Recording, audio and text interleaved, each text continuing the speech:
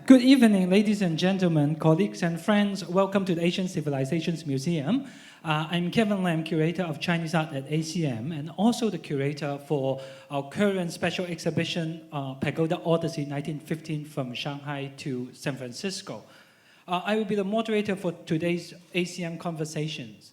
ACM Conversations is a series of monthly talks that bring leading scholars, cultural practitioners, and artisans in Singapore and from abroad in conversation with curators and educators at ACM.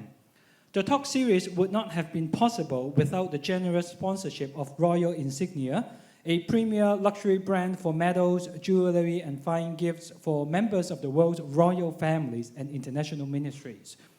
So the topic for today's talk is photographing the towers of faith, and we are excited to have Singaporean architectural photographer Darren Soh to be with us this evening. Thank you, Darren. Darren has a particular interest in modernist architecture. His works explore how we live and the spaces we create and leave behind. His photographs have been collected by prestigious institutions like the National Museum of Singapore, National Gallery Singapore, and other institutions around the world. But I think Darren is more than just a photographer.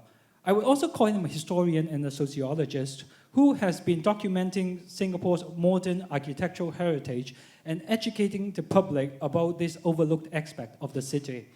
He is a founding member of the Singapore chapter of DocuMomo, an organization dedicated to the documentation and conservation of modernist sites and buildings. In 2018, Darren published Before It All Goes, with an exhibition and documentary of the same name, which championed the conservation of Singapore's modernist icons. His current project documents the Housing and Development Board's architectural work in public housing over the last 65 years. So in today's talk, Photographing the Towers of Faith, Darren will share his perspective about something different, about photographing religious structures for our Towers of Faith exhibition that's currently on view at the Shaw Foyer.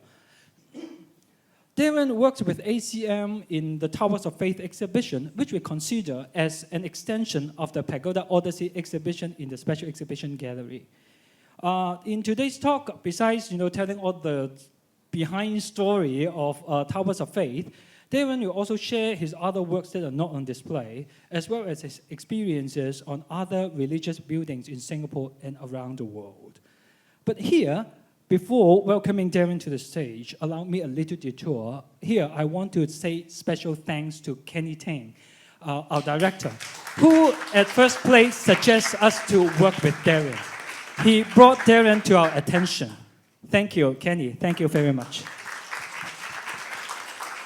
So now, thank you, Darren. To you.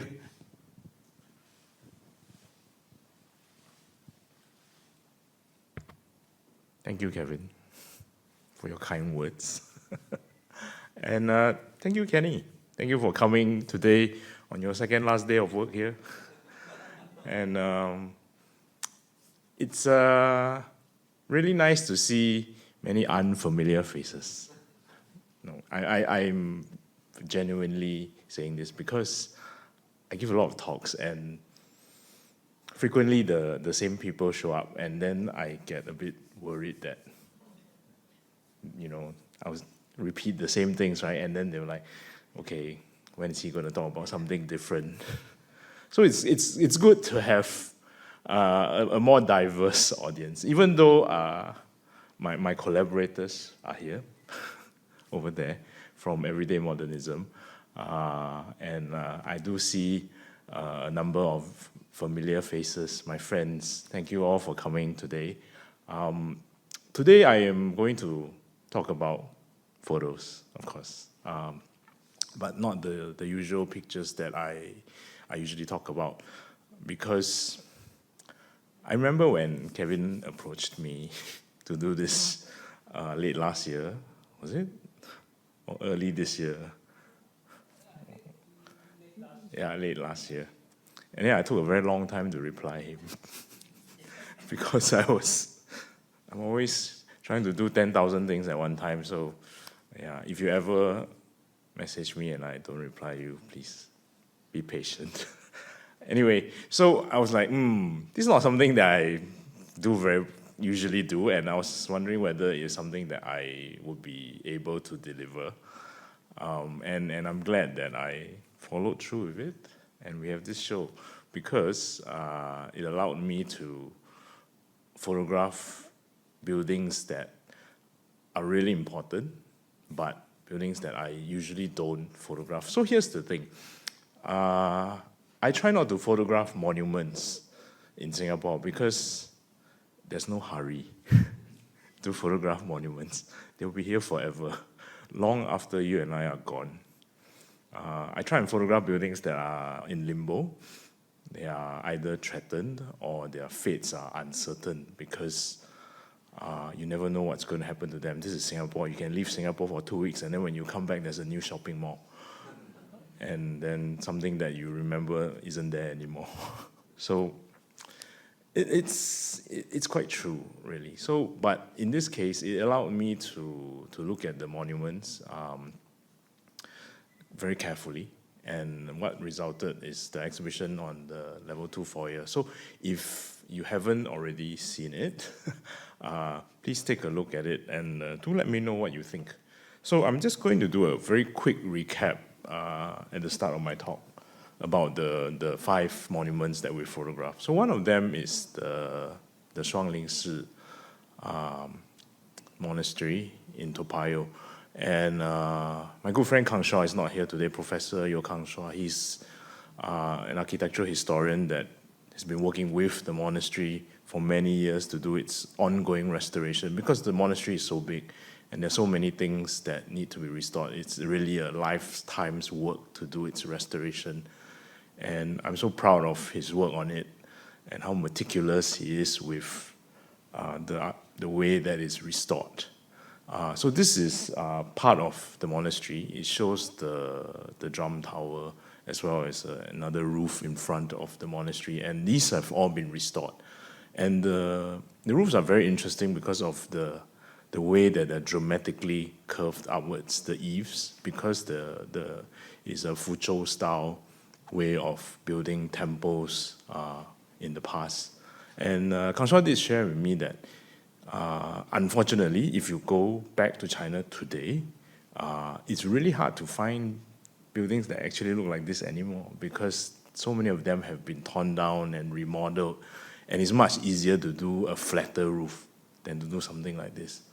But originally, when the monastery was built in Toa Payoh, long before the town existed, the roof, the eaves of the roofs were all dramatically curved. So he wanted very much to restore it to its original form, and which is why we have this.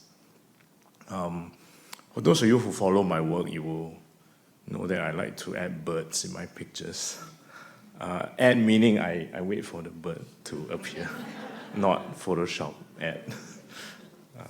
Otherwise, what's the challenge, right? So, and this is a running joke between me and my friends. They call the birds my slaves, or like, my workers. And then sometimes they'll ask me like, hey, today public holiday, do they get off? Things like that. But truth be told, it's actually easier to get birds in your pictures than not in Singapore. There are a lot of them around, especially crows. Crows like this one make nice silhouettes because they are quite big. And they're always in the housing estates and everywhere. Yeah. This is St. Andrew's Cathedral. It's a building that I will talk about a little bit more later because I had the honor of photographing its recent major restoration. And the interesting thing about the cathedral is this. If you remember, about 2 years ago, it was completely covered in a blue shroud.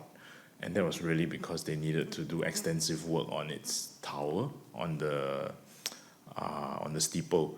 And Kang Shua, who is also a consultant for St. Andrews, told me that it is likely that we will never see the cathedral covered like that ever again in our lifetime because the work is so major that it doesn't need to be worked on that way until maybe in 100 years' time. So it's these little things that makes my work more interesting, because not only do I get to make photographs, which is something that I love, I do it all the time, I also get to witness history in a very practical and tangible way. And I'll show you more of this in a while when I show you some pictures of St. Andrew's Cathedral that you've never seen before, I'm quite sure. Okay, so this is the Masjid Sultan. The thing about Masjid Sultan is this, it turns 200 this year, but this building that we're looking at is not 200 years old. So there's something that we need to qualify when we talk about the building, and I'll also elaborate a little bit more about this later on. It was very challenging and very satisfying to photograph Masjid Sultan because it's been so photographed by so many people that you struggle to find something new to bring to it. And I did this with a drone, a view that I've never done before, but theoretically I knew that this is what I would get if I just fly it like 10 meters or 15 meters above Bussorah Street, which is a pedestrian street. So, you know, if you go there early in the morning, there's nobody there. So and the light is best, so it's very safe. And this part of Kampong Glam happens to be an area where you can actually fly a drone, so it's not illegal. But if you pass North Bridge Road on the other side, it becomes a no-fly zone. Because the Istana no-fly zone extends all the way to North Bridge Road. Don't ask me why. Yeah. Okay, so this is Yu Huang Gong, which is part of the 3 religious buildings that you will find in Telok Ayer, Tian Ho Keng, Yu Huang Gong, and then also Chong Wen Ge, which is on the other side, the other pavilion that you can see in the background. Got a laser pointer, might as well use there, this one. So many people assume that the 2 pavilions are identical, but they're actually not, because this has a square base and not an octagonal base. So the pavilion is octagonal, but the base of Yu Huang Gong, Yu Huang Ge is actually square. And the footprint of the temple is actually very, very small. So it was really hard to photograph. But I'll share something. The master of the temple, Master Tan, when I went for my first visit, she brought me outside the temple and she said, let's look at this view. This is the view that Prime Minister took his picture from. So I was like, okay. Thanks. Yeah. And of course, you know, we all know former PM Lee likes photography. So he kind of knows what he's doing. So I did study the angle, and we did make some pictures from there. And because there's a park next to Yu Huang Gong and Yu Huang Ge, it's not easy to get a proper picture of the temple. Yeah. Okay, this it's one of my favorite pictures on show. It's not a big picture in the exhibition, it's one of the smaller pictures, and it can sometimes appear a bit dark in the exhibition, but over here it actually looks quite perfect. And the reason why I made this photo of Sri Perumal is because if you look at the archival images of the temple from the 1970s, so the Gopuram of Sri Perumal Temple was only built in the 70s, even though the temple itself is much older. So when it comes to these monuments, especially religious monuments, you have to realize that they are a constant work in progress, that it keeps changing. Things will be added to it, and things have been added to it many, many times in the past because they have existed for several of our lifetimes. And I wanted to make this photo because in the old pictures of Sri Perumal Temple that you see from the 70s, you will always see coconut trees in the photo because there used to be a lot of coconut trees along Serangoon Road. They don't exist anymore, except for within the compound of Sri Perumal Temple. So these are the only coconut trees along Serangoon Road today. And thank God for them, because they make really nice silhouettes. Okay, let's talk a little bit about what I'm going to share today. I'm going to share about religious buildings that some are in the show, but most of them are not. I've decided to do this because religious buildings are complex and complicated, especially in multicultural societies, because oftentimes many of these buildings don't look like what we expect them to look. And that, to me, is the most fascinating thing about these buildings. Because in Singapore, we've got a mosque that looks like a church, we've got a church that looks like a temple, etc. So many of them. And I've included a number of them in today's presentation.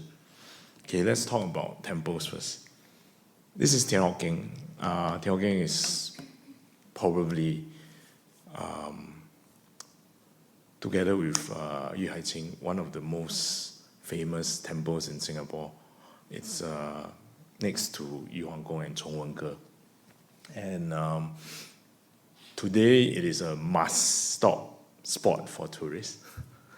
You see like loads and lots of buses along Telok Ayer Street and just dropping off the tourists.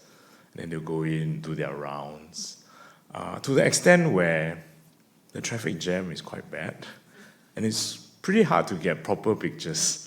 So I was there one of the mornings, and then I walked around, and I was looking for something, because when I was much younger, when I was in, I think I was, you see, the thing about memory is this, human memory is, and this is one of the reasons why I continue to obsessively make photographs, because our memory is not good.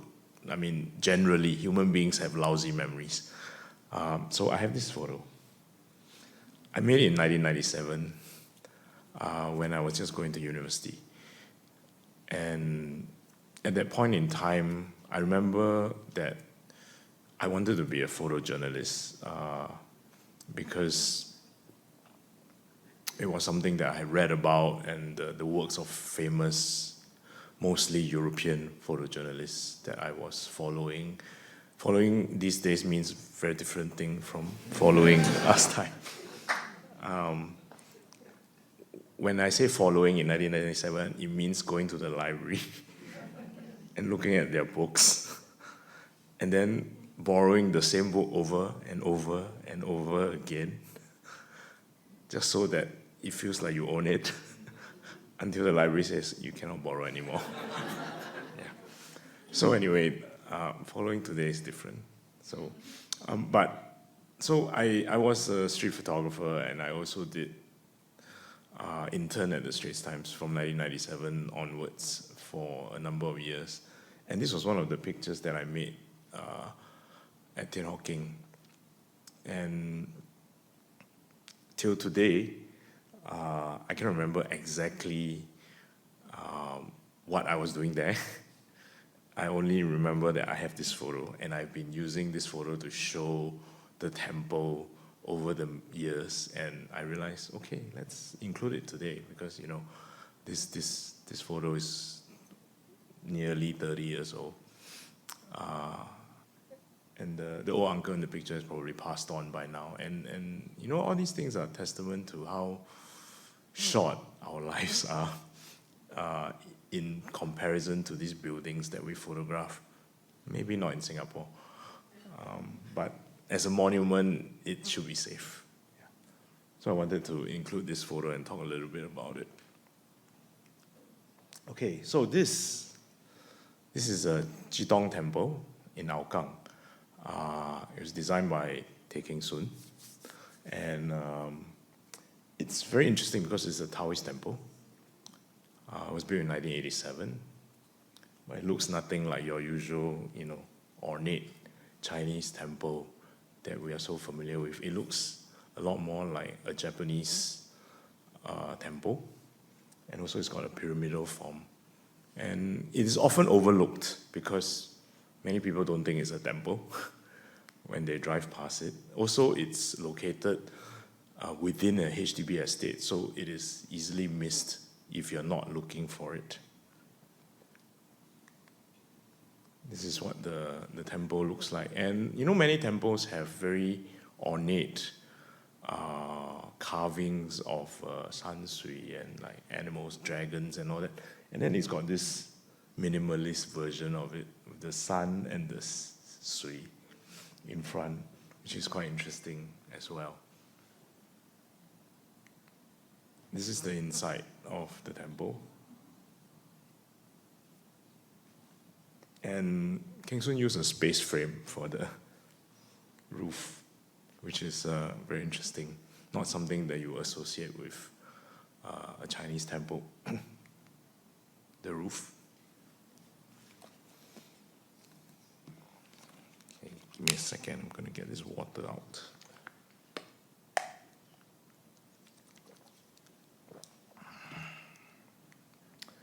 Okay, I'm going to talk a little bit about, actually it's not columbariums, it's just one columbarium, but this is a columbarium that we featured in our book, Everyday Modernism.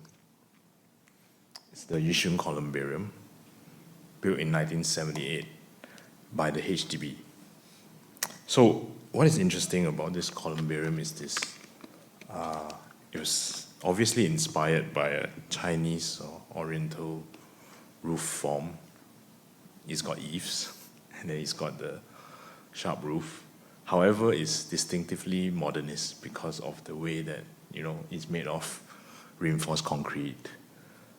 It's got this bulky form. And there are two buildings there that hold the niches. This one and this one. So you can see A, B. Okay? So B, this image is the one that's in our book. And it's very fascinating because, like many other parts of Singapore, the whole of Yishun used to hold a very large cemetery, Chinese cemetery. And in order for the government to build a HDB estate in Yishun, they had to exhume all the graves in Yishun. And the graves that they exhumed had to, the ashes or the bones, the remains had to go somewhere. So these were the first structures that the HDB built in Yishun, the columbarium, before any of the flats. Yeah. So they built the columbarium first, and then they exhumed the graves. They put the remains in these niches. Then they started work on the HDB estate that we know today as Yishun. And even then, they missed some graves out because in the 1990s, while they were doing roadworks in a certain part of Yishun, they happened to dig up a couple of graves that they had missed. Yeah, it was in the newspapers. And that's quite fascinating. And if you actually look through the old newspapers and look at all the sites which are currently HDB housing estates today, many of them used to be cemeteries. I mean, okay, I guess it makes sense because, you know, there's so many people that live, but they all died, right? And they all had to be buried somewhere, unlike today where most people are cremated. And so there were cemeteries everywhere. And a lot of them had to make way for housing estates, like Yishun. Yeah. Okay, let's talk about churches. When I was doing the slides, I realized how many churches I had actually photographed. Quite a number of them. But let's talk about St. Andrew's first. So this is one of the pictures that's in the show. So you can see it up at level 2 if you look at the exhibition. And it's an image that I made while the bells of St. Andrew's Cathedral were being removed and sent back to the UK for restoration. So what happened is, I'm in the belfry at the top of the steeple. And on top of the belfry, there's another chamber where the pulleys of the chains of the bells are stored. So it's possible to access that chamber, but through a very, very narrow, circular kind of staircase that is about the size of this rostrum. So it was very claustrophobic. I brought one camera and then I just like went up. And it just so happened that the camera fit through the hole where the chains go down. And that's how I got this photo, top down, of the bells being moved out, as you can see on this side. So there's a lorry crane on the outside, waiting to hoist the bells onto the lorry, and then they will go on the ship, and then they go to the UK. And then you just think about the journey of these bells. They're quite interesting, right? They came from the UK, like nearly 200 years ago. And then after that, they've stayed here for this amount of time, and then they went home to be like cosmetically enhanced. And now they're back. Yeah. So it's actually quite interesting. I mean, if bells could talk. Yeah. Okay, so this is the image of St. Ruth's Cathedral that I said that most of you would not have seen. During the restoration, they stripped the entire cathedral of all its plaster so that they could do proper restoration work on the foundation and the brickwork that was within the plaster. And I actually said, it looks better like this. Can we maybe just keep it, without the plaster? But alas, it is back with the plaster. So this is a close-up shot of a worker working on the brickwork that was hidden beneath the plaster. Really, really fascinating and an experience that I'll never forget. So this was what it looked like 2 Christmases ago, and I used this as my Christmas greeting card for 2022 because it looks like a blue tree. And interestingly, I walked past this spot just now because I parked at Parliament House, right? So if you park at Parliament House, you have to walk past this. And wedding photographers like to use that area to photograph couples. And when I saw this wedding photographer there just now with the couple all dressed up, right, in the gown and the suit, I was like, very sad. You know why? Because there are all these yellow barriers for the NDP that are all over the road. So, and they're bright yellow. So, I wonder what their wedding album would look like. It's like all this in the background, right? And then like, oh yeah, when we did the pictures, it was NDP 2024. That's why there are all these barriers. Okay, church that looks like a Chinese temple. There's more than one in Singapore, actually. So this is the Holy Trinity Church, built in 1940, designed by one of Singapore's most famous pioneer architects, Ho Kwong Yew, who did not survive the war. So this was one of his last buildings. And if you go and look outside of Singapore, you will realize that this is not uncommon at all. If you go to Hong Kong, Taiwan, and actually in Vietnam, there are lots and lots of churches and cathedrals that have Chinese architecture. Some of them a lot more over the top than just a suggestion of a roof with Chinese tiles. In Vietnam especially, there is a cathedral that if you pass by, you swear it's a Chinese temple because it's got ornate, like, curved eaves on the roof. And even when you enter, it looks like a Chinese temple, except instead of having a statue of Buddha, there is a statue of Jesus on a cross. Yeah. So this is at Jalan Besar, and it's still there today. I photographed this last week, actually, because I realized that I did not have it in my collection, and because I was going to give this talk, it made me go and make this photo. Yeah.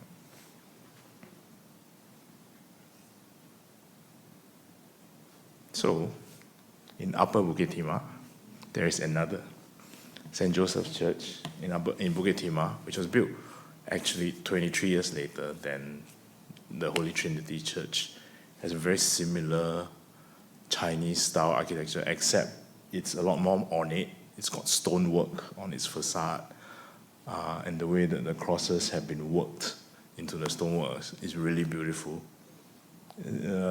It's a church that most people don't notice unless you drive down Upper Bukit Timah Road, because it's not in the city. But if you drive down Upper Bukit Timah Road, you will not miss it, because it's on a hill and it really stands out.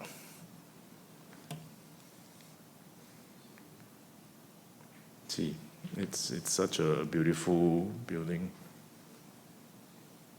And even the insides. Yeah. So the church was actually closed when I got there. But there was an identical door to this where I was photographing, and there was that same slit, the glass on the door, and I just put my camera right up to the glass, and I managed to get this. I was very pleased.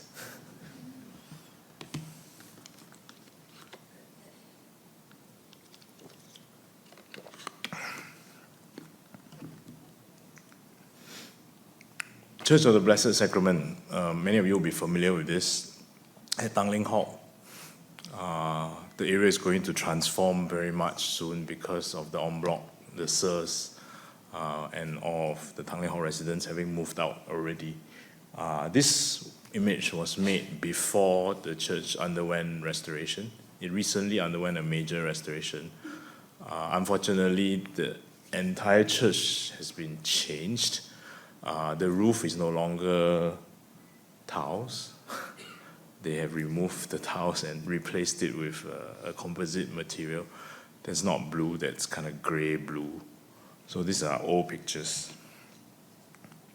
This is what it looks like today.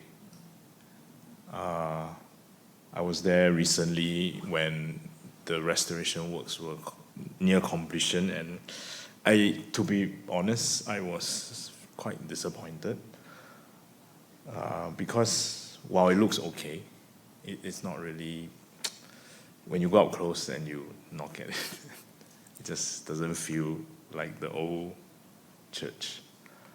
This is the church interior before the restoration. The entire ceiling was wood paneled. There's no more wood left in the church. They've replaced all the wood because of fire safety code that did not allow them to reuse timber for the ceiling. So it now looks, I was told that it's wood-like aluminium. I'm like, see wood-like aluminium. Aluminium is aluminium. But no, there's such a thing. It looks like wood until you knock it, and then you realize that it is aluminium. Yeah. They use it in Punggol North Shore, in the neighborhood center that the HDB built. It looks like it's got wooden louvers, but they're actually all aluminium. So apparently they've used the same thing for the ceiling of Blessed Sacrament.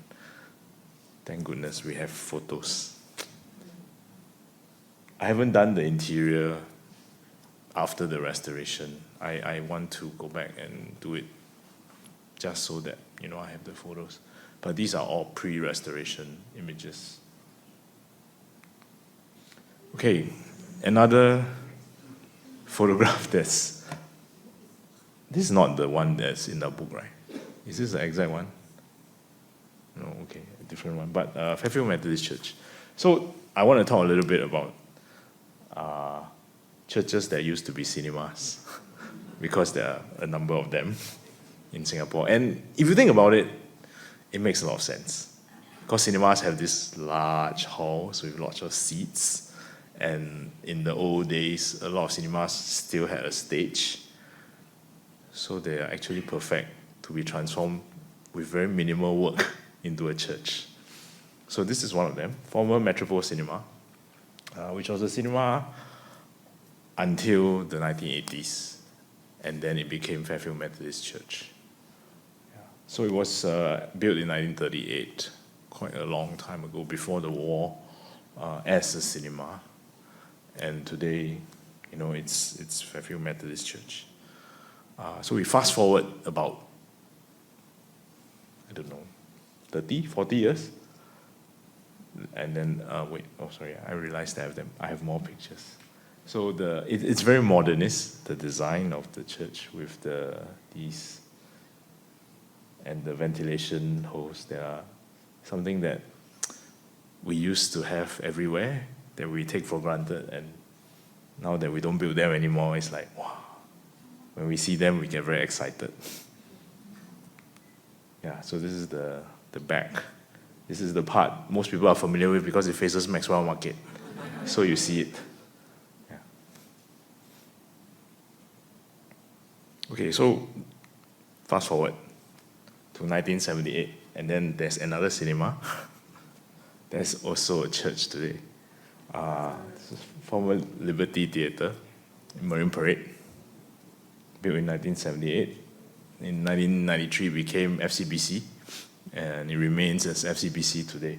So this structure is a lot more modernist. You know, it's bulky, it's all concrete.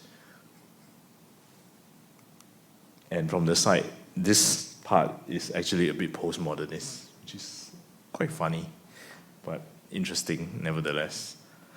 I tend not to judge architecture unless it's really bad. Because, everything deserves a shot to be photographed. And so which is why I use the word cute on this. So it's quite cute, it's got this forms, which serve no practical purpose, by the way. They're just there. Looks like inspired by Art Deco, but like minimalist Art Deco, if such a thing is possible. Okay, where do I start? Novena Church. This is the new Novena Church, built in 2017. I think the idea behind it was okay. They wanted something that looked like an old church.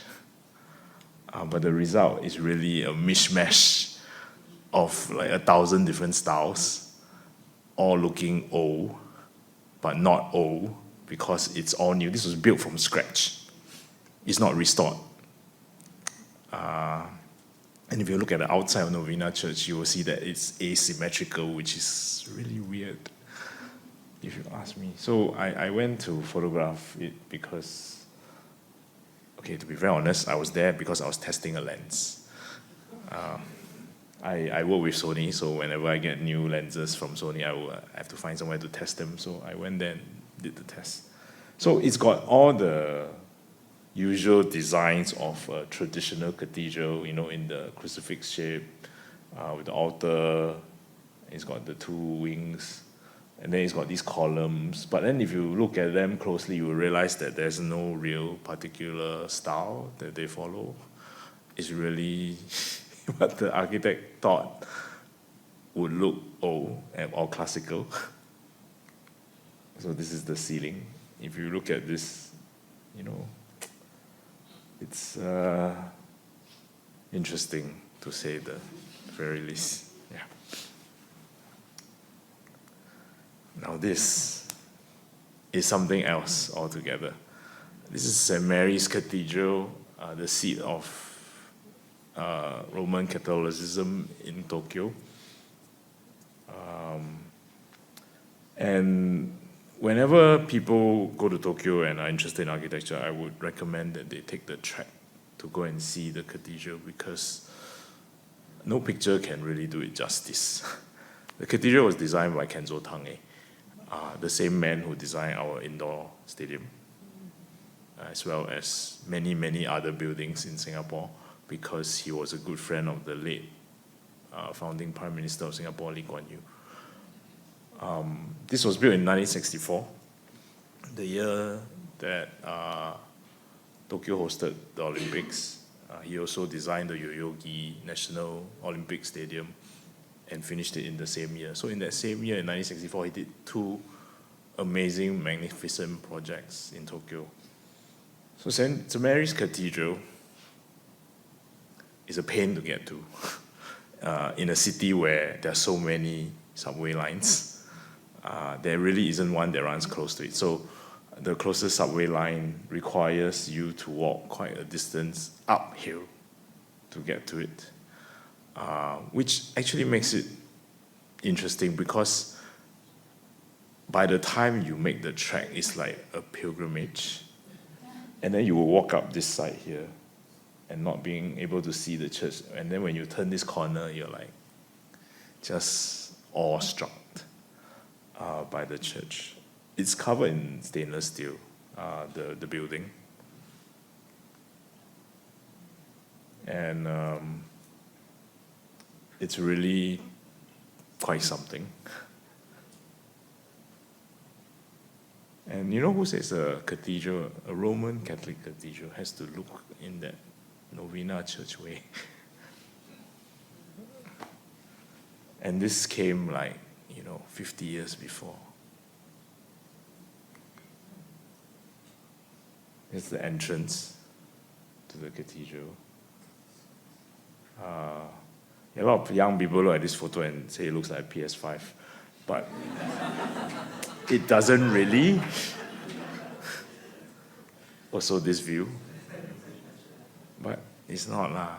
Don't belittle the church lah. So Kenzo Tange, who was a Catholic, his ashes are interned in St. Mary's Cathedral as well, when he passed away in 2005. Okay, so here's the thing. You used to be able to take pictures inside the cathedral. However, because of the number of tourists that have gone to Tokyo and other parts of Japan, thanks to the yen, there's this sign when I walk in the church, it says, no photography of the insides. So I just used the iPhone and accidentally took a picture to show you what it looks like. The inside is really brutalist because it's unfinished concrete on the sides. And the outside and the inside is really different. It looks nothing like, if you're in here, you would not imagine what it looked like on the outside and vice versa. So I have to show a picture of the inside.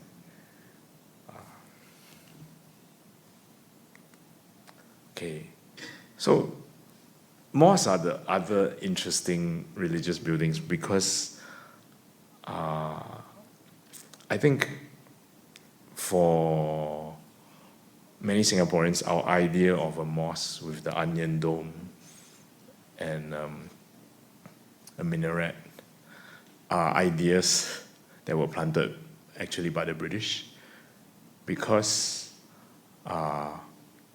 in pre-British times in Singapore, in Malaya, the mosque did not look like that. I will show you a picture of a building, a mosque that we still have today that comes close to what the old mosques in the region used to look like. But it really did not look like this. This is a British creation. Well, in a sense, the British brought this style of architecture, Indo-Saracenic, from India.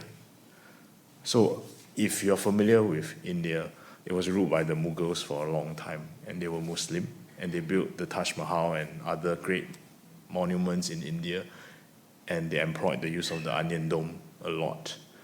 So when the British ruled India, they borrowed the architecture and brought it to this part of the world, and then liberally used it. So this Masjid Sultan is one of those remnants of British architectural influence on a mosque because it was designed by a British architect. And so we have the onion dome. And many other mosques in Singapore followed this style later on, even the ones that were designed by the HDB. So the HDB built a lot of mosques when they were building the new towns in the 70s and the 80s. And many of them had a minaret and an onion dome. So the thing about Masjid Sultan is this. It turns 200 this year, but the building itself that we are familiar with, this one, with the main prayer hall, was only built in 1932.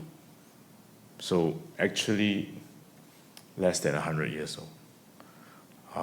Because the old mosque that used to stand on the spot look a lot more like the mosques that were all over the Malayan Peninsula.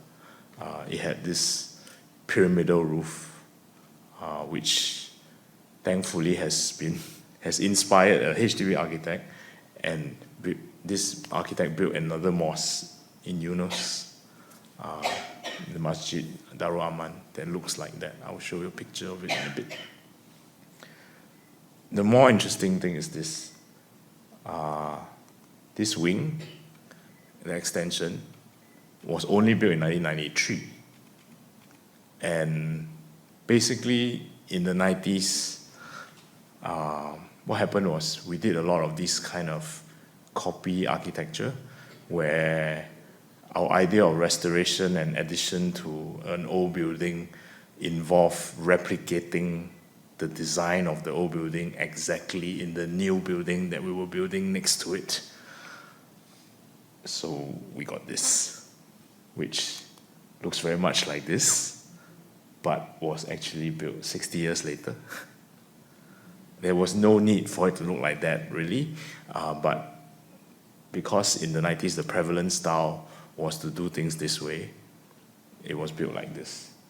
We have a very, very good example right down the road. It's the Raffles Hotel. The Raffles Arcade was built in the 1990s. Up till today, I have young people like, huh? You mean it's not old? Like, it's old, 30 years old. Not from the 19th century. And if you are schooled in classical architecture and you look at the Raffles Arcade, you will know that it's not old. But to a lay person on the street, they don't. Down to the gable ends and the columns and the staircases and all that. It was all new, but made to look like old. Yeah, obviously Novena Church still believes in that. Anyway, so this is the Masjid Sultan. And this is Masjid Darul Aman in Yunus. And that is the roof I'm talking about. Traditional churches, mosques in Malaya had this pyramidal roof form, usually in 2 or 3 tiers, but this is a reinterpretation of that by a HDB architect named Muhammad Azadus Zaman, who's still alive today. He's got a very interesting life history. He was an intern with Louis Kahn. He was from Bangladesh before he came to Singapore to work for the HDB.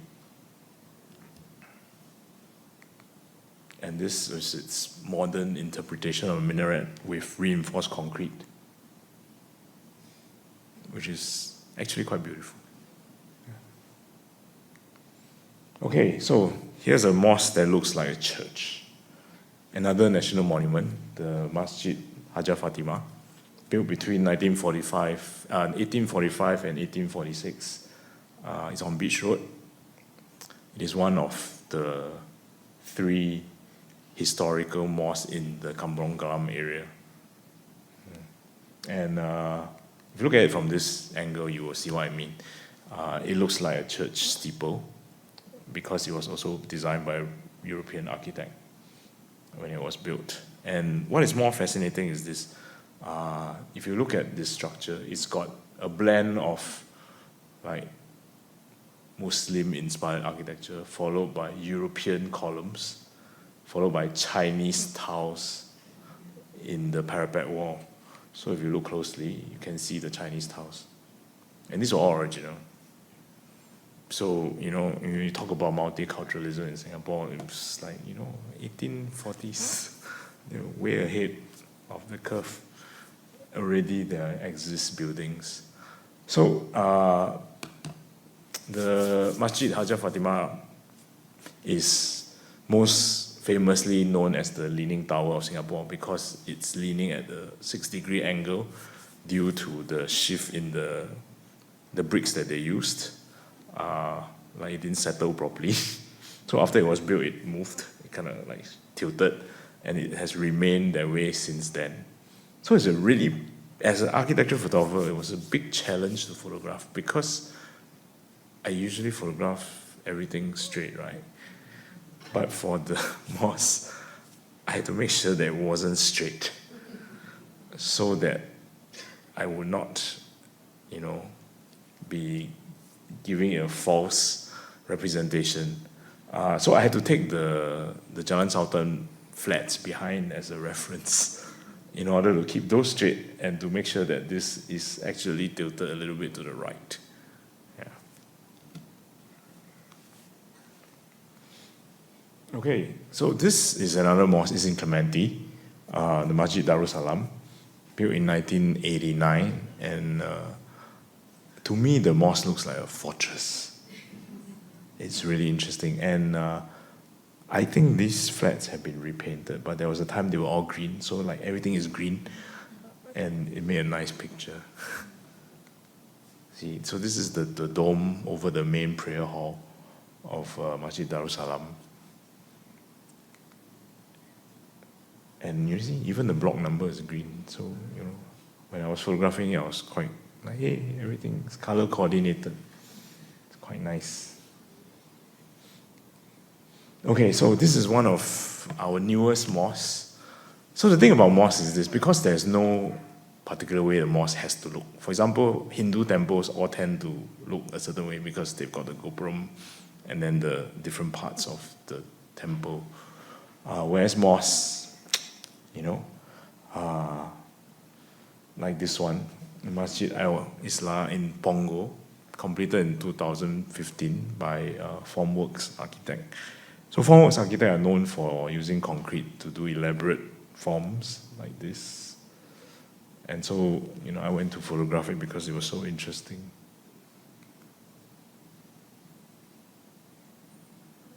A bit modernist inspired, but also very contemporary with the use of a steel or aluminium steeple. And there's this part here over the prayer hall. Very different church, mosque. Sorry, why do I keep saying church? Yeah. Okay, so let's go north to Seremban, where we have a mosque that was built in 1967 by a few individuals that we are actually quite familiar with. Dato Lim Chong Kiet, William Lim, and a couple of their other partners. And they were called MAC, Malayan Architects Co-Partnership. And they designed both in Singapore and Malaysia. So in Singapore, they're most famous for the national monument known as the Singapore Conference Hall, which unfortunately has been altered quite a bit. But this one was a mosque that I really, really wanted to photograph because it was so amazing. It's the State Mosque of Negeri Sembilan, located in Seremban, and it looks like a birthday cake with candles. And this roof, right? Is completely made of concrete, and there are no columns in there. All the columns are at the side. So it's folded concrete, and this was done in 1967. A closer up image of it. It's very well maintained. Malaysians are very proud of it, rightfully so. If I had a mosque like this, I would be really proud of it too. And the construction process of the mosque was actually quite well documented. You can find it online. Yeah. And then we go to Jakarta. So in Jakarta, the national mosque of Indonesia, the Masjid Istiqlal, is the largest mosque in Southeast Asia. This is the minaret of the mosque. It's completely modernist, the structure. It was built in 1978, designed by Frederick Silaban, who was Sukarno's architect. Yeah, that was his, title, because he built a lot of large national projects in Jakarta and other parts of Indonesia. So this is the mosque. It really looks like this modernist structure. It's got a moat around it. I think a lot of large Muslim religious buildings have a moat around it to emphasize the grandness of it, and also for photographers to take pictures of its reflection. So that's the dome over the main prayer hall. Yeah, the mosque is huge. It's, easily covers the size of like the National Stadium. It's the entrance.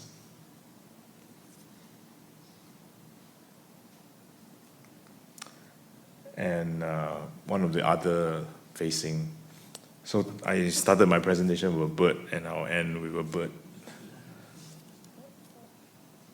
And in this view of Masjid Istiqlal, it's really got this timeless view. And if you didn't have like the crescent and the star on its roof, it could be some space building, like it doesn't have to be a mosque. So, and that's the beauty of it, really. Okay, thank you. Not bad. I actually spent less than an hour, so we have a little bit more time to talk. And if there's any picture that you like to reference for me to go back to later, we can do that. I think Kevin has something to say. No. Thank you, Darren, for this wonderful presentation. It's not just about religious architecture, but to me, who didn't grow up in Singapore, it's also like a condensed history of a lot of urban development in Singapore that I can see from your pictures, from your photographs. And also, I must say, I can never forget, our first meeting. When you tried to explain to me, the Sultan Mosque, in fact, is not, a conventional mosque. Most mosques, in fact, they don't look like this. There's something after standardization by the British. I just want to tell you, it's like always eyes opening. I can always remember that moment. Oh, gosh. Thank you, Darren. No. So I think now we'll have a Q&A session. I think we need to... Yeah, I can see there are questions from the audience already. Yeah. Sorry. Hi, Darren. Thanks for that. I think you're in my Facebook.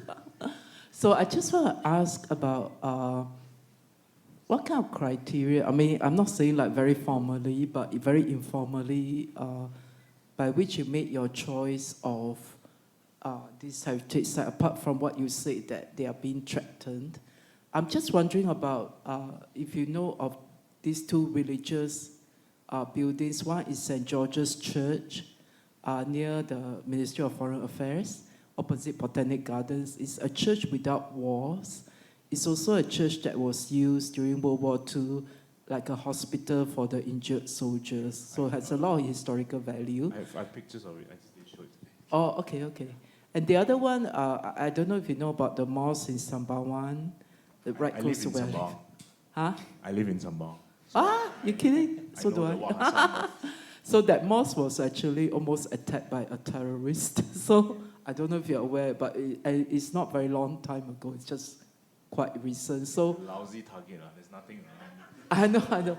So I'm just like wondering, of all these so many religious bodies, religious buildings that's got so much of significance, like how do you go about making choices apart from the fact that they could be threatened? Thank you. I don't make choices, actually. I just photograph whatever I come across. And I have pictures of both the mosque at Kampong Wat Hassan as well as St. George's Church. It's just that I could only show so many today. If I showed everything, we'll be here forever. The mosque that you've mentioned at Kampong Wat Hassan is actually quite interesting because it's a very rustic mosque. It looks like it was built in the 70s in a kampong and still remains that way. So for those of you who are interested and have never seen it, maybe you should go and take a look because it's right at the end of Sembawang. And the mosque used to serve the kampong around it, Malay kampong, which doesn't exist anymore. So there's no kampong there anymore, but the road is still called Kampong Wat Hassan. Yeah. But to answer your question, really, I'm quite indiscriminate because I realize how fast things change in Singapore. So I'm very opportunistic.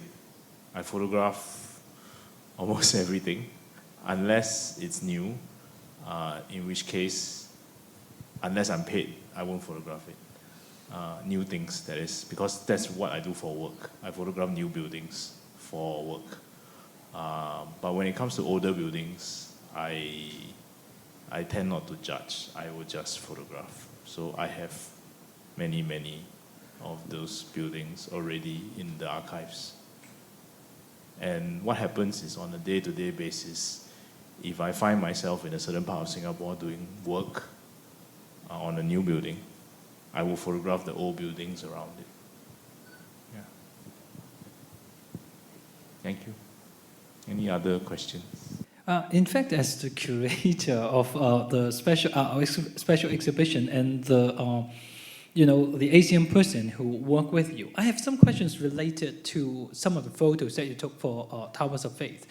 So, of the 35 photos that you took for us, is there can you tell us which one that you find most challenging for you to take? Is that one that you that's present to you with particular difficulty? Actually, the site, there's one site that is really hard, and that's the Yu Huang Gong site, because it's so small, so tight, and also, if you've gone into the temple, it's very messy. Yeah, I know. Yeah, yeah. We have been there several times, Yeah. to talk to Master Tan. Yeah. So I wasn't going to photograph the insides of the temple because it would not be fair. Because people would just why is it so messy? That kind of thing.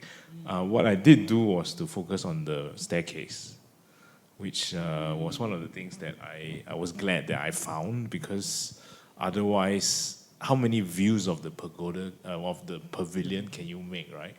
In order to show a comprehensive view of the temple. So if you look at the exhibition, you will realize that in the Yu Huang Gong section, there's one picture of a staircase. This is a wrought iron staircase that was built in the building prior to it being a temple. It used to be a club. Right? Yeah, the Qingde Hui. Yeah. Yeah, I think. Yeah. And this wrought iron staircase is quite interesting because it's a British style wrought iron staircase. It's one of those spiral staircases that is built with wrought iron. Yeah. And the similar staircases can be found in places like the Old Kallang Airport. So it's basically a spiral staircase made of metal. And a lot of these staircases were formerly fabricated only in one foundry in Glasgow and then shipped all around the world because of the British Empire. And this particular staircase in Yu Huang Gong is interesting because it was fabricated in Singapore. It was an OEM staircase, fabricated by a Chinese foundry in Singapore. So you can tell the workmanship is not as good as the Scottish ones, and but the style is there, And they've actually engraved the name of the foundry onto the staircase, but over the years it has kind of faded, so I can't really make out the name. Yeah, so that was challenging because the site was so small, and I really struggled to get the number of pictures that I needed. Yeah. Any other question? Oh, Yes. okay.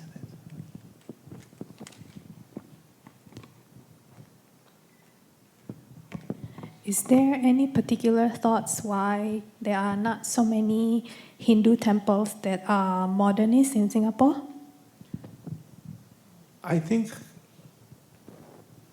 okay, firstly, I'd like to qualify that I am no expert on Hindu architecture at all. In fact, when I had to include Sri Promo, I had to go on a crash course on what constitutes Hindu religious architecture and the different parts of the temple, what they mean, what they're called. And I'm still quite confused up till now. I think that, if I'm not wrong, Hindu temples have a particular way of, like, they're very particular about how it has to look. So most Hindu temples have a similar form and layout, with the gopuram on the front and those set of massive doors, followed by the different spaces within the Hindu temple. I believe there are different versions of other Hindu temples around the world, perhaps, but in Singapore, most of them are styled in that manner. Yeah, I'm not sure why, so I can't answer that, unfortunately. Yeah, I think about the format of the Hindu temple. I mean, based on some of our research, is that the temple itself is like a microcosm, of the human of the body. So I mean, there are certain proportions that you have to follow, and I think that might be one of the reasons why some of them they do look somehow, might be similar in a sense. In fact, most of them look similar. Okay. Mm-hmm. Any other questions? Yes.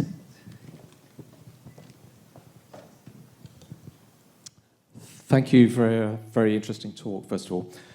You highlighted the repurposing of cinemas into churches. Is that repurposing something that you still come across? Is it more general? Is it something that Singapore is doing to kind of preserve its built environment history? Could you comment a bit more about that? I think the conservation of the old cinema is a byproduct and not the main reason why the buildings were converted to churches in the first place. I think what happened is, in Singapore, a lot of churches grow very massively, and they need new spaces. And so old cinemas offer a readily available space that they can take over with enough room to hold the congregation. So what happened is, in a lot of the towns, the HDB estates, there used to be many, many cinemas, because these cinemas existed before the days of the Cineplex, which means that they only had one screen and one hall. It was quite huge. And as you would probably imagine, it's not something that is quite prevalent today. Cinema goers are fewer today, and they like choice, so they prefer cineplexes where they can make their choices. And these are very specific kinds of cinemas that exist today. In fact, it was just in the news that another cinema in Ang Mo Kio is closing for good this week. A Cathay cinema. And so, more of these old cinemas become obsolete, and then churches, they come in, and it's a suitable space for them to take over. and then with the relevant authorization from the authorities, they do it. I'm not sure if it's done in other countries as well, but certainly in Singapore, this is something that is quite common. Yeah, I must add, I've never heard of thanks for the presentation, because to convert a cinema into a church is something I can never think of. I mean, at least what I know, that never happens in Hong Kong, where I grew up in. So what happens to the old cinemas? They just get demolished. They just demolish it. I mean, I think there was a few discussion a few years ago. One of those important cinemas in Wan Chai, in one of those commercial districts, they wanted. I mean, somehow no one was willing to take care of it, and then there was a possibility that it's going to be demolished. But now I think quite recently they've got some others, financial groups coming in that have decided to somehow preserve it. To turn it into, again, a shopping mall, something like that. But I mean, it was, I mean, to me, I mean, it's really eye-opening, to have a cinema, which is mainly for entertainment, for pleasure, to convert into a spiritual space. I think that's I think the entertainment part is not so different. Okay. I never go to churches, sorry. I mean, so I don't know, how entertaining, is that. So, in fact, several of the mega churches in Singapore use large convention centers like Suntec on Sundays to hold their services. Okay. Yeah. Okay. And if you go to Indonesia, especially in Surabaya, you will find what is possibly the largest church in Southeast Asia. It is a stadium-sized church. There is this and it's a dome, it's circular, it's in Surabaya. It looks like a stadium from any view, but it's a church. Yeah. Okay, thank you.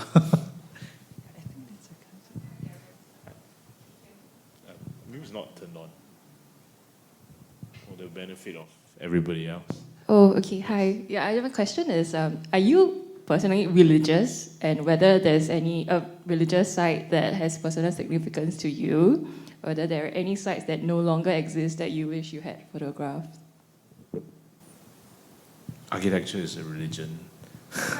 No, I'm Protestant, Methodist actually, and I do know for a fact that a lot of churches who are currently occupying very old buildings do not want their buildings to be conserved. This is because once the buildings are conserved, they cannot do a lot of things to them. And so, while I understand where the church is coming from, as someone who is very involved in conservation, I feel that perhaps it doesn't always have to be that way, and some middle ground can be struck where we can keep an old religious building, yet allow the church to expand physically, that is. Yeah. So when I grew up, when I was a kid, I attended Orchard Road Presbyterian Church, which unfortunately became more known for the Gari murder than anything else. Young people today do not know about that, and when you tell them, they're like, huh? What? Yeah. So the church is not conserved. It is about to undergo very major renovation. So I'm not sure what's going to happen to ORPC after the rest. I wouldn't call it restoration because it's really just expansion and renovation. And because the building is not conserved, the church doesn't have to keep anything. But because the church is so old and it's been there for so long, surely, something can be done such that the main idea of what the church looks like doesn't change. It's the same with Wesley Methodist Church, it's just behind. Also very old, also not conserved. Yeah, and it's a good question actually. What happens to these churches? They are not conserved, that are over 100 years old. What's going to happen to them? I don't have an answer. Yes, Kenny? Sort of a follow-up question to that. The Novena Church, was there not also an old like Art There Deco was. church? Is it still There there, was. or it was gone completely and replaced? Actually, I'm not sure whether it's still there. Yeah, I actually recall I think it's remembering. at the site. Okay. It's still there, right? But it's at the site because it's not as big. It's actually quite small. But the new one is really big. Yeah, the new structure, and it's an interesting case study, I guess. Good to know it's still there, the historic one. Yes, someone else. Oh.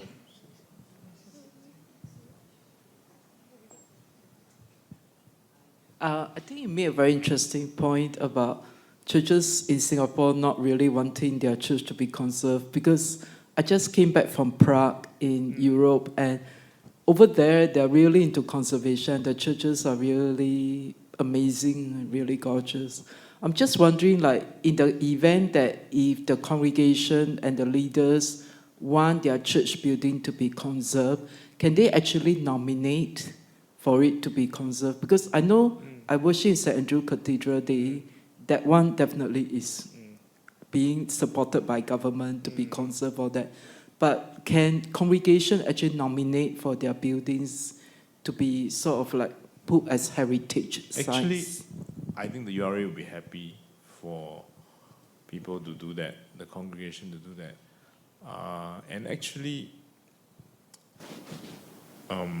if I'm not wrong, the URA is working out these conservation frameworks, and they would be happy to support and even give some incentives if you offer your building to be voluntarily conserved, if the building is worth conserving. Not every building is worth conserving. I think we have to accept that. And in cases where the buildings are very old, they tend to be religious buildings in any case.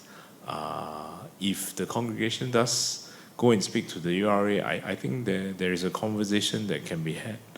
And also what can be done in terms of still expanding the church, because I think a lot of churches do need to expand and also to upgrade the building to meet modern day contemporary needs and users. So you cannot expect the old building to just remain as it is from 100 years ago. It's not realistic. Yeah. And even St. Andrew's Cathedral, it's got all these new structures that have been built and all that. It's just that the main building is a monument, so it's been conserved and untouched in that sense. Unchanged, not untouched lah. Yeah. Yes. Sorry, I just have another question to add on. Sure. Now, the photos that you made at Tian Hock Kong Temple kind of shows the shift in your focus from the human element Right. to the architecture of the building itself. But when you visit these religious buildings, have you ever felt compelled to still capture some moments or humans like the religious leaders and the devotees? No. It's a very resounding no. I think I've changed as a photographer, because I used to be a street photographer. I used to want to be a photojournalist. But somewhere along the line, it was a decision that I made that I want to photograph buildings. People still appear in my pictures, but they're usually there for a sense of scale, to show how big the building is. And I'm still photographing people because, these buildings would not be here if not for people. But the focus really isn't on the human aspect of the people who use the buildings. Rather, it's really the space. Yeah. Yes, at the back. Keep it coming. Very good. You can't imagine how many times I've given talks where there's like 0 crickets.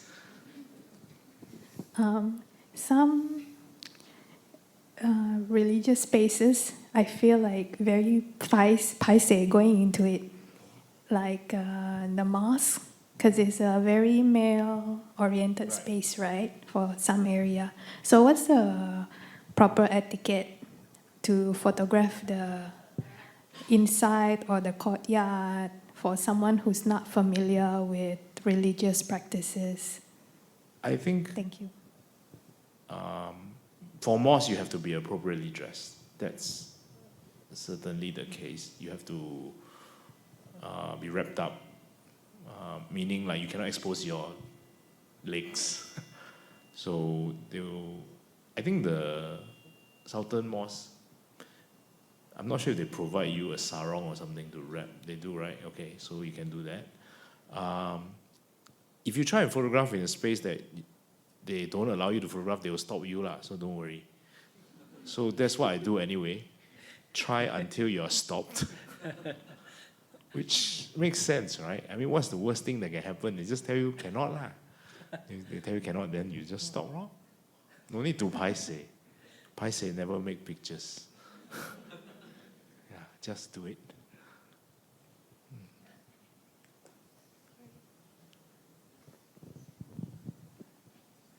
Sultan Mosque, they actually encourage people to take photos inside there. Yeah. That's right. But in Tian Hock Temple, you can only take pictures outside. But within the prayers area inside that, now they stop allowing people to photograph, especially the gods and all those things. Yeah, so that's actually quite interesting because I think there comes a time when the number of tourists overwhelm the space and everybody's like in there doing their pictures and it's not nice. So I think it's more for the privacy of the devotees to yeah, pray and also yeah. because there are a lot of tourists, right? Tian Hock Keng is like full of tourists. So they're all trying to take pictures. And sometimes I wonder if the tourists actually know what they are taking pictures of. Because it's a stop on their tour, so they must take picture. Okay. I just have a question on photography. On photography, since the title is photographing the tower.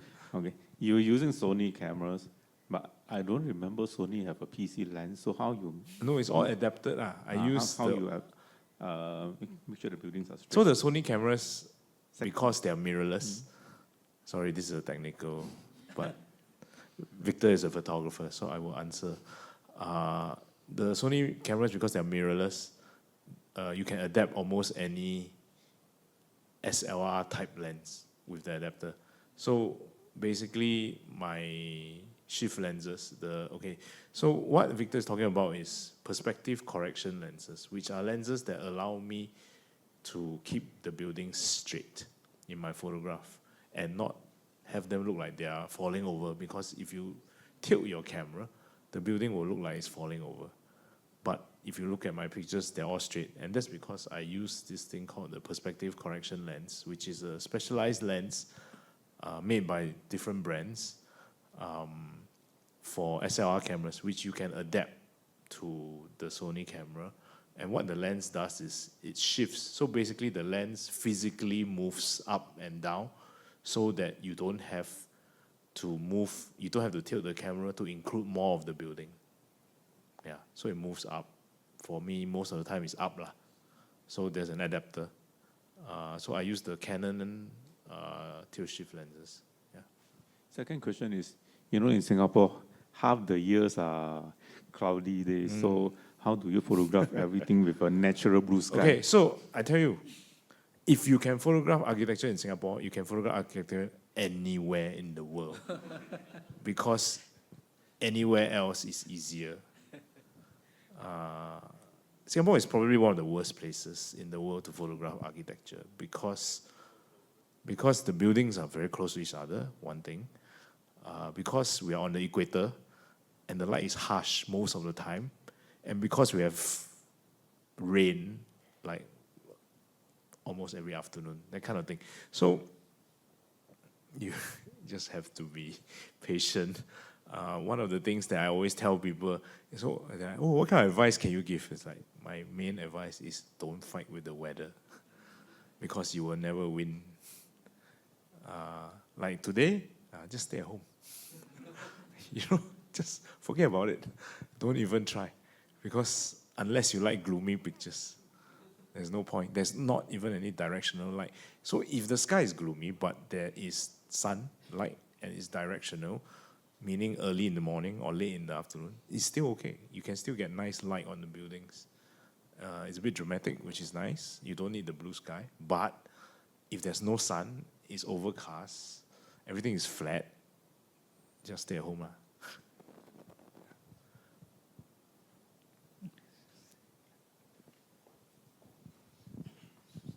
And on that note of technical aspects, I notice in this collection there's more, at least it seems more blue hour photos than your typical photos. I mean, could you Blue speak hour on is that? in dusk? Yes, dusk, or like what we have up on the screen right now.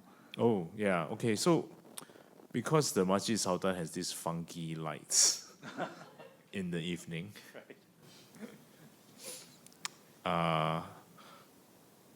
you can only photograph it then, right? So I flew my drone. And then it's tricky though, because the lights actually change colors, which is rather contemporary compared to the building. So it will change color, like red, yellow, green, blue, purple. It does. It's like a Chinese LED show. But that's what it is. So that, and the Sri Puramo one was really because the GoPro is lit in the evening. And on the day that I photographed, I happened to run into an amazing sunset. So the picture is there. Not so many. The rest are all daytime pictures. It's more than usual, I'll say. And then, how's your experience been with drone photography, just overall? Because you've mentioned it in the past. But So the thing is, you can't really use the drone in most of Singapore because there are so many no-fly zones, especially in this period called the National Day Parade Rehearsal period, where basically the whole island is a no-fly zone because the Air Force needs it, right? So, nevertheless, if you go to onemap.gov.sg, it gives you a very comprehensive listing of the no-fly zones in the circles, and then you find little pockets where you can actually fly. It's really useful when you can fly. Yeah. It changes a lot of things because it gives you perspectives that was never before possible. Yeah. Yes, we have a question.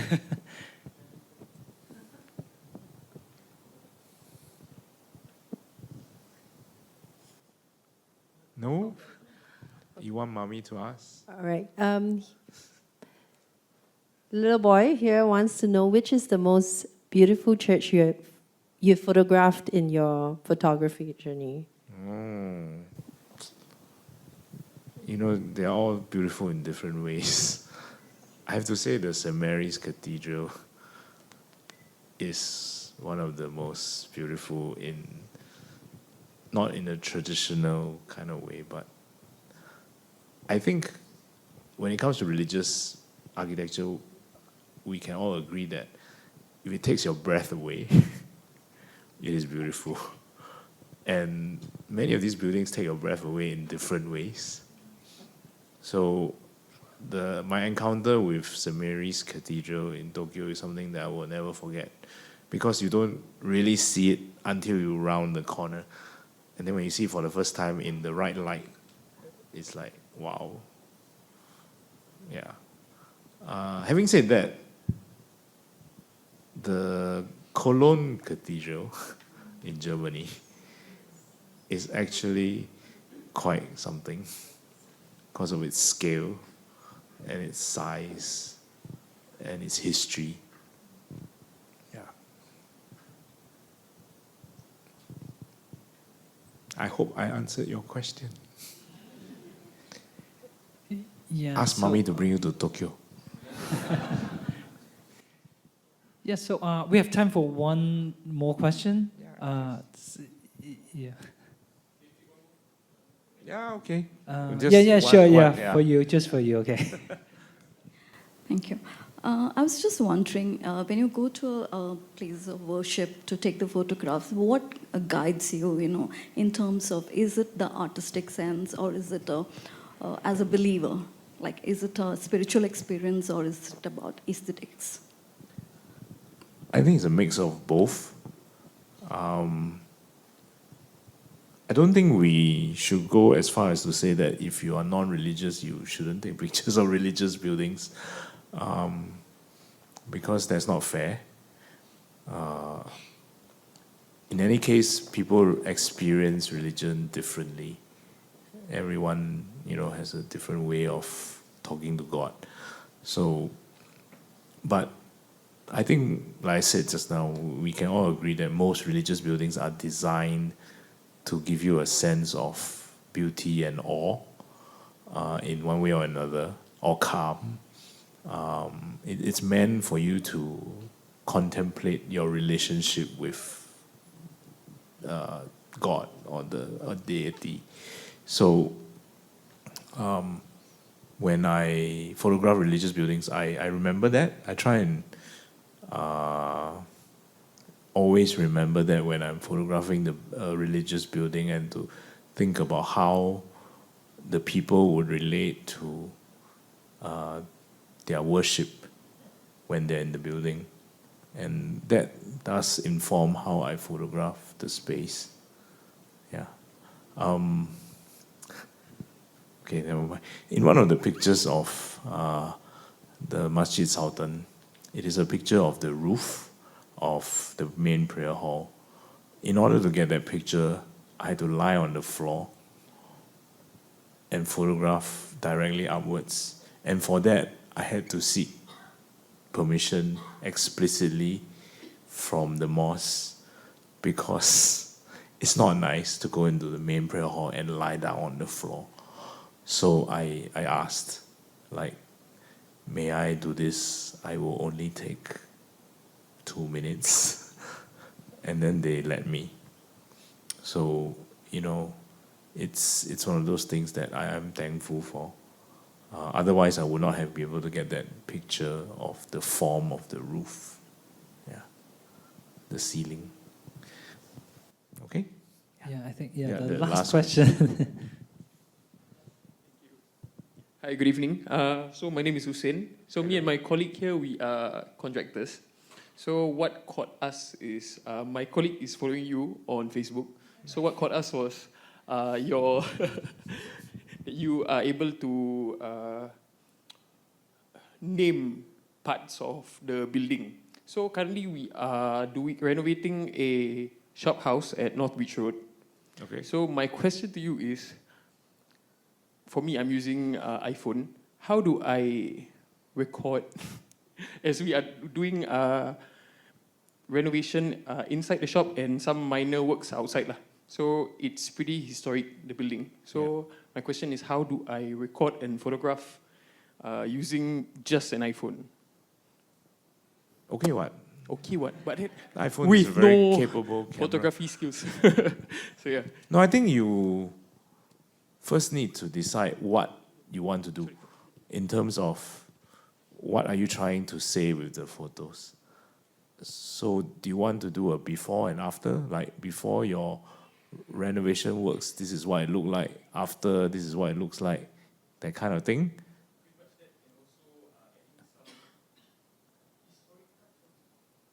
I don't know what a historic touch is.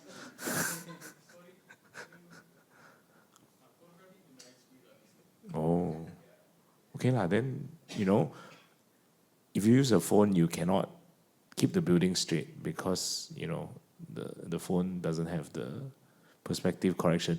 But after you shoot, you can always use software to correct and make it straight. So the trick to that really is you have to shoot wider. Because when you do the correction in software, you will have to get rid of some parts of the picture. Yeah, so shoot wider for those that you need the picture to be straight lah. otherwise, what you do is you go on the details, because shophouses have a lot of details, right? And I guess some of that is the work that you are doing on the building. So once you have photographed the before, it's very easy for you to do the after, because you can just reference the picture and then you do the after. Okay? Okay. On that note, Thank you, Darren, again for wonderful sharing, and thank you. thank you. Yeah, and also for our audience, all the thoughtful questions. I think this is one of the most awesome Q&As that I've ever had.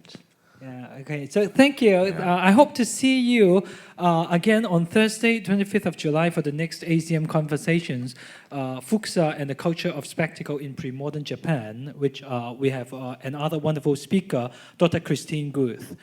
And so we also appreciate if you could give us your feedback by scanning the QR code on the screen. So it will help us to improve the way we organize our lectures. And finally, I would like to thank Royal Insignia once again for the kind support of this talk, and hope to see you back again for the next talk. And thank you very much. Thank you. Thank you. Thank you.